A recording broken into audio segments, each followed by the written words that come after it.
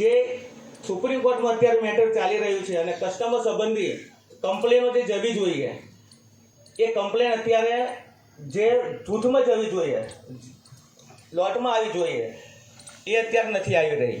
કારણ કે કાં તો આપણા નિવેશકોને જાણકારી નથી મળતી, કાં તો આપણા કાર્યકર્તા નિવેશક પાસે જતા ગભરાઈ રહ્યા છે.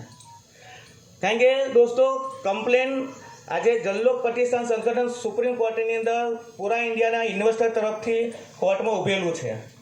અને તમે 10 દાવા લઈને જશો તો પણ વકીલની ફી એટલી આપવાની છે, તો પણ એટલી લડત આપવાની છે.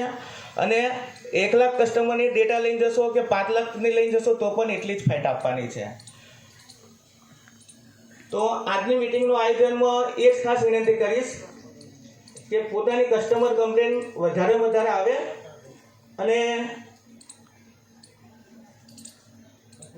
જનલોક પ્રતિષ્ઠાન સંગઠન ફેડરલ કોર્ટની અંદર PSL લિમિટેડની જમીન જ્યાં હતી, સંપત્તિ હતી, પ્રોપર્ટી, એનું વકીલના માધ્યમથી વકીલ એપોઇન્ટ કરીને જે સેબીનું કામ કરવાનું હતું એ જનલોક પ્રતિષ્ઠાન એક સામાજિક સંસ્થાએ કર્યું અને ત્યાંથી પ્રોપર્ટી સેલ